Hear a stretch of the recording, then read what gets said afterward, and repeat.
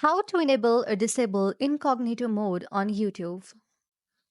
To do that, first of all, make sure that your YouTube is updated to its latest version. After doing that, you can normally go on YouTube as you always do. Here, you can see the interface like this.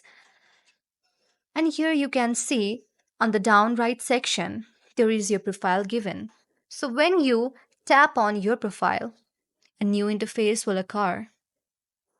After you tap on your profile like this, you will see an interface like this, and you can see on the top right button there is a gear button, which is a button of settings. And just below your profile you can see many options such as switch account, Google account, and turn on incognito.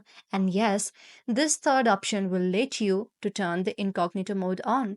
When you click on this, your incognito mode is on, and to see any video you can just search for them.